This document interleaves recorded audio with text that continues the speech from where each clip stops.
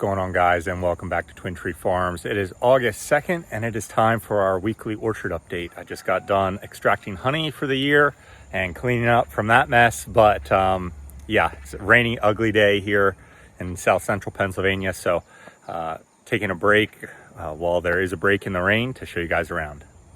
All right, so I got mowed. I did not get weed whacked. It has been raining all day. We have a slight little window here, so I wanted to get my video done. I was able to get mowed this morning before the rain started, but as soon as I was finishing up mowing, the rain started in, and yeah, I didn't particularly want to weed whack in the rain. So starting off, one thing I'm doing or working on is these grow outs that I have. I'm working on getting limbs trained, so that way you know, they aren't growing up too tight or flat or anything like that. So got some of that going on. We are getting fig swelling on several varieties. Robert's Golden Rainbow, Sasak, which is now Smith, which is pretty interesting revelation. But yeah, everything's looking pretty good. Some of the trees, like the Sasak, is shedding figs. Prosciutto Unknown, for whatever reason, this one branch here shed all its leaves. I'm not really sure. I don't see anything going on with it, but just this week it dropped all its leaves. So the tree is absolutely loaded with figs. As we can see, I mean, the branches are just weighed down. So not real concerned with it. I'm keeping an eye on it. I don't see any bug damage or anything like that. So, and the tree is a mature tree. I'm assuming it might just be something to do with the uppotting. You know, because it does put some stress on the trees. Portugal 80 looking really good here. Gonna have to spray this with some sulfur. We're seeing the new leaves have some spotting still, so I'll get my sulfur spray back out and hit this tree again. I did pull in the Sacred Origins varieties here, as well as my Enderud Caprifig. Some of them are starting to get some yellowing leaves, so I'm worried that they're too wet, and with the rain impending for the next several days, I did not want them out in that. So they are all in the swing here under cover, so that way they do not continue to get wet and can work on drying out as much as possible. This is Pastilliere, and I just put these stakes on it, trying to start to get these limbs pulled away from one another. So yeah, looking good overall there. Same here with, what is this one? I forget. Oh, this is Palermo Red. This is Palermo Red. I don't even need to, I saw this big leaf down here and remembered right away. But yeah, looking good. Just working on getting the limbs separated from one another. These trees were growing pretty tight, like all the limbs were vertical like a fan, and I don't particularly like that. Green Machurinska looking pretty good. I don't know if any of those are swelling yet. We are getting some fig swelling on Alexandria Red. One did get almost to ripe, and then a bird got it. So, you know, figures. Look, here we go. We got another bird on this, what is this? This is Dace Tracer Splits. This fig is not ripe. You can see it's not real. Oh, would help if I held it in the camera. It's not real, like, juicy or anything inside. So yeah, the birds are hitting some of these initial figs. But I mean, it is what it is. I'm happy to see that after my sulfur treatment, De La Roca is pushing a couple new leaves, which is good. Got a new leaf and another one budding out there. You know, this tree was really bad for the fig bud mites, but that sulfur seems to have really helped. So for those of you who recommended that, really appreciate it. Definitely helping. Here we got a couple spots on that new leaf. So this tree, I'll go through with the sulfur spray and hit the trees, you know, that I think need it again. But looking good there. Strawberry Verte, looking good. Always a great variety.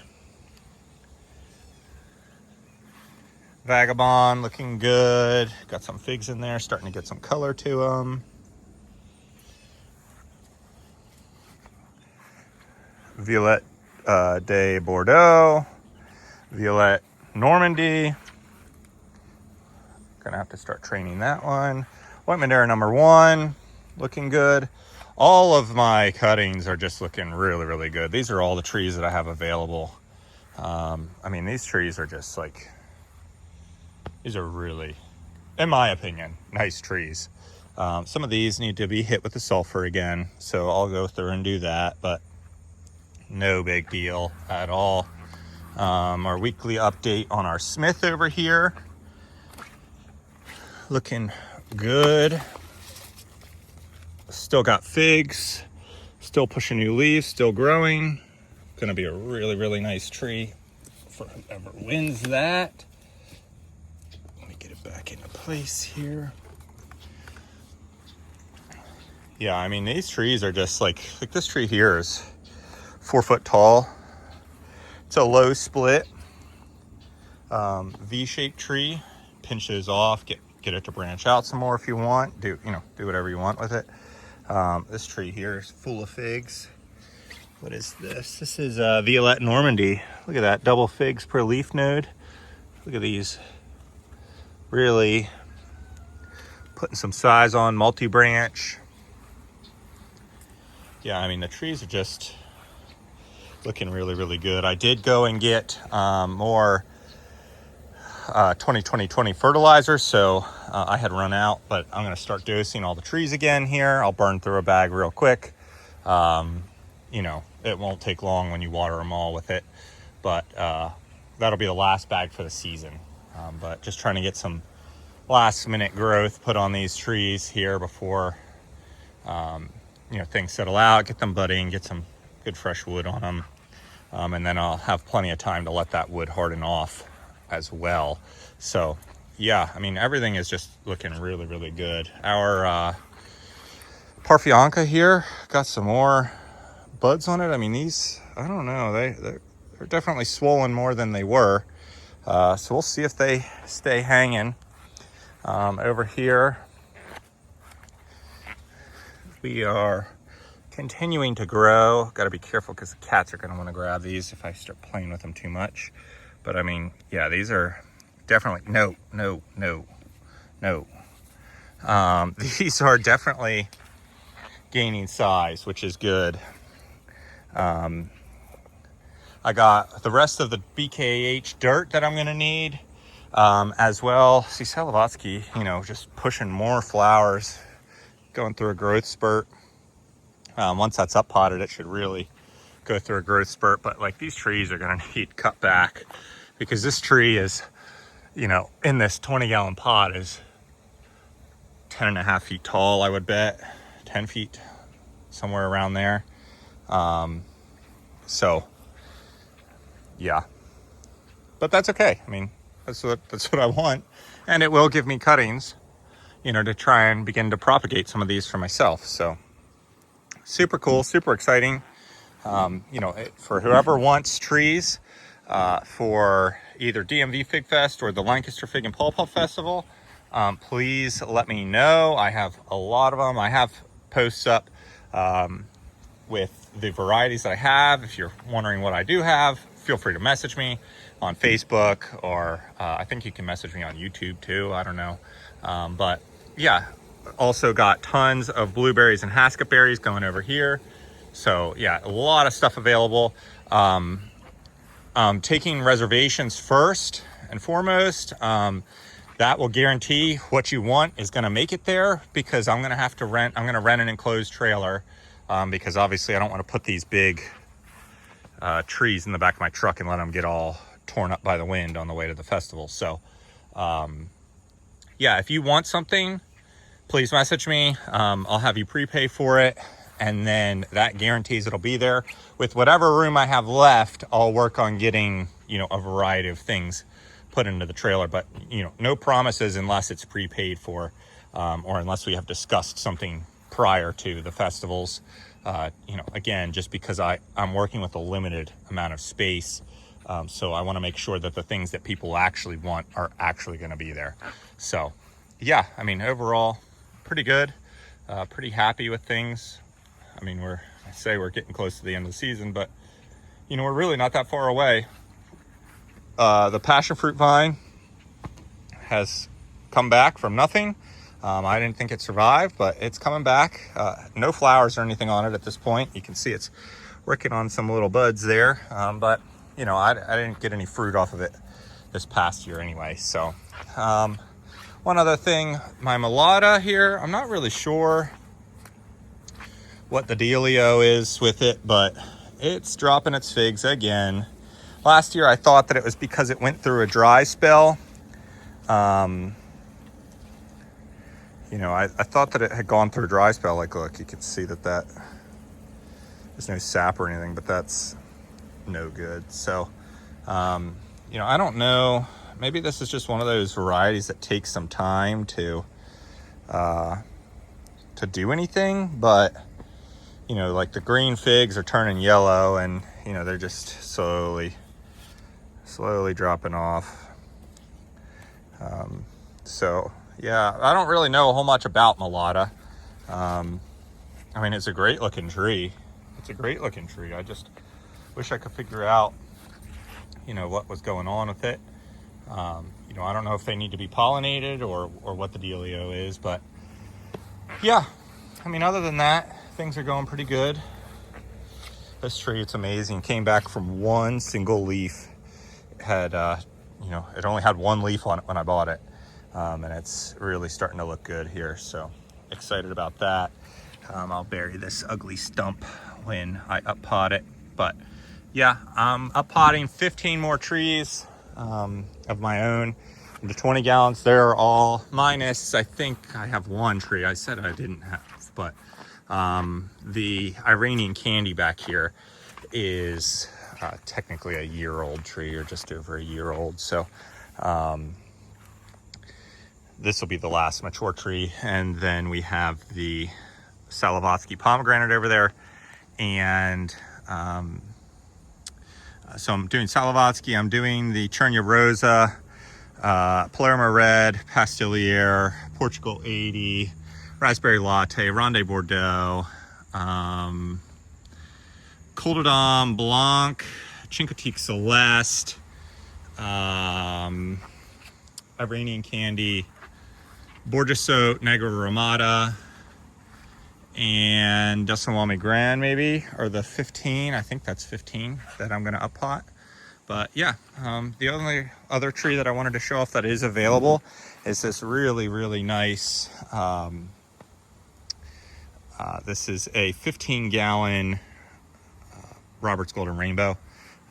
This is the tree that I took my air layer off of. This was my mother tree, but I'm not personally a fan of these low branches, but we can see even after cutting it off, it's going through a growth spurt now. Cutting that air layer off had stimulated it. So I'm expecting a bud to come out in here somewhere, because this branch is new this year. This was not here at all. It was just like a trident. So I'm expecting this thing to push something out right around here, and then I'm going to let that grow right up the center, or, you know, if someone wants to buy it before then, you know, they can do the same, or take cuttings off of it and let it, you know, reshape it, do whatever you want. But yeah, I mean, this is a great tree. It's got fruit on it. So also available for DMV Fig Fest or Lancaster Fig and Pawpaw Festival. Or if someone wants to come and pick up in Dillsburg, Pennsylvania, our zip code here is 17019. You are more than welcome to do that. You know, more than happy to have you over, check things out, and kind of see what we got going on here. But yeah, just everything's looking good. Pretty happy with it.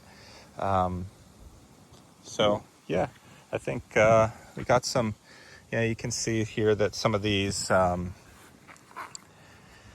this is Sasak. This one's pretty soft, but I don't know, I might take it off because of the rain. But I did just see that Brian Melton, I think that's how you pronounce his last name, posted that they did a genetic test on Sasak and Smith. and they are genetically identical. So that kind of ends the debate between Sasak and Smith being different trees. For whatever reason, they got named differently, you know, whether someone forgot something or something like that, I don't know. But it is confirmed by gene sequencing that Sasak and Smith are indeed the same, which is a little sad. I mean, it's a little sad. I might keep mine, you know, keep both of them, just because they were separately named, or I got them and they were separately named.